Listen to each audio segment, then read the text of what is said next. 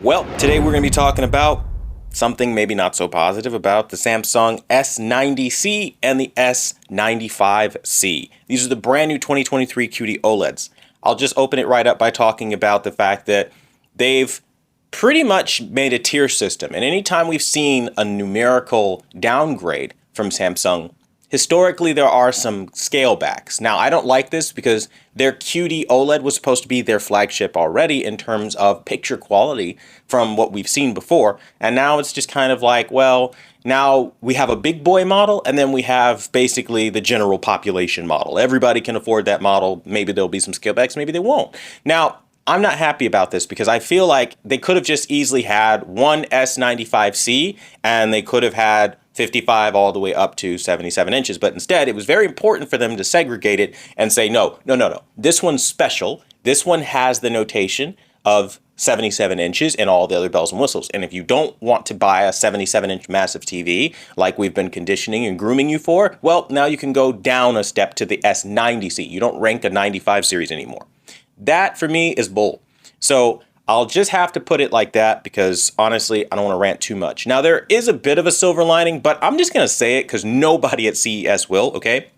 We are literally getting stuff taken out of TVs so they could sell it back to us later. I mean, can we take a minute to appreciate they have a brand new feature in quotations, okay, called Auto HDR Remastering. What? HDR Plus was a thing back in 2018. And on every TV from like 2016 to 2018, there was this feature called HDR Plus where it converts SDR to HDR. We all knew about it, and it was an amazing killer feature. Now that magically works its way back, but I'm just kind of sitting here like, bro, honestly speaking, like, we've already had that and you took it away. And I've been the only one sounding off about how useful those features would be and how amazing it'd be if those features came back. 2023 hits, they're coming back. But so far as I've heard, only on the S95C. Now, I hope that this is just early information, not really leaking out properly. And I hope it makes its way out to every single Samsung television that is of at least QLED and higher. That would be respectful. If not, that sucks. Especially if they try to sell you on some like enhanced processing, which is why they can't get the job done on other TVs. That's going to be totally garbage, especially when we take into consideration this year they still do not have Dolby Vision. Everybody has been talking about Dolby Vision for years. Samsung, yet again, will not have Dolby Vision. So if you were hoping for that, don't. Also, I think it's kind of shameful if you were a fan of the S95 series as far as their 8K model. You're not really going to be experiencing the One Connect box like we did last year as well. They downgraded the One Connect box from their flagship 4K S95 series. And it's just like, or what was it again? It's the QN95. So many different models with the same meaning. So if you like the QN95B, well, no One Connect box for you if you go to the Q95C. You've been downgraded. And it gets to the point where it's like they are literally putting out products for their shareholders at this point just to say we put out the annual franchise instead of improving on things that fans have been talking about like Dolby Vision, like we want to see HDR effect across the board. Maybe they did that. We don't know. We wanted to see better color, right? We wanted access to real color spaces. Again, we're not hearing any of that jargon or terminology coming into play. Be very interesting to see what they actually did with their year.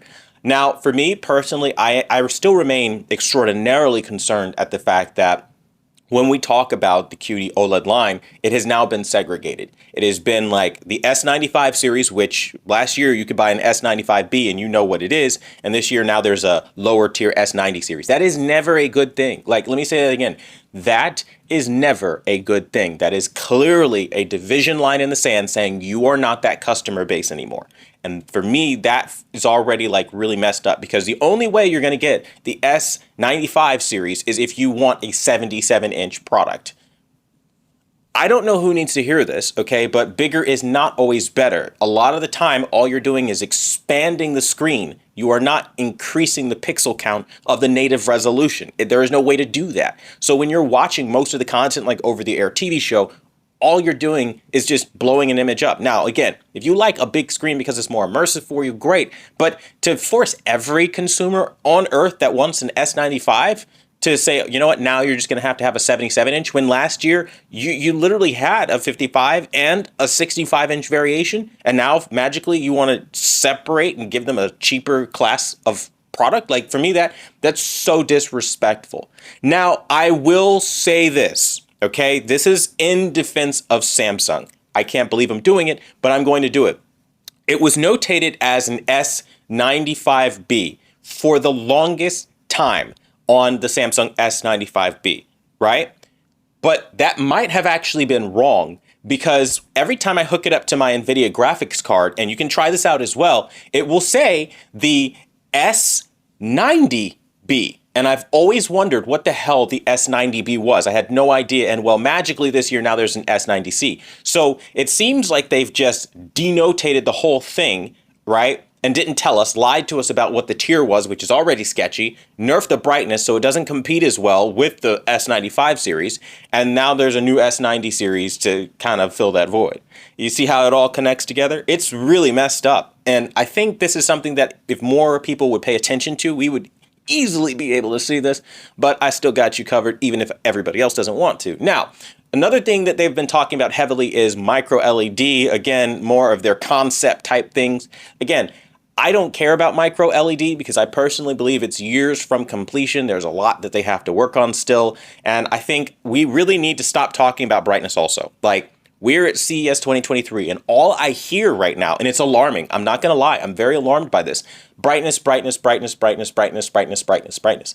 Nobody needs just brightness. We need to know how the tone mapping is for HDR on those small highlights, how you're getting those shadows where they need to be without losing detail. We need to know in SDR, when you have extra brightness, is it just like the S95B was, where it's just global brightness painted over after firmware? Or is it like honed in, refined brightness where when there's a sun in the sky on a sunset, you're going to have a sharp isolation? We need to know these things. And so far, it has really been radio quiet as far as like what they're doing to enhance this brightness. LG is no saint either. They're doing the same thing. Brightness, brightness, brightness. I think they're playing on the sensationalism of something that's niche that they think is cool that they can talk about. Not one of them has issued a burn-in guarantee, which again, another concern, because if you're ramping up the brightness to historic highs for OLED, and we know this is organic technology that tends to burn in, what are you doing to address the immediate concern? Well, that we just kind of have to raise our hands in the air and figure it out. But obviously, there will be more news on this. I will be covering said news, so keep it locked at that bell notification.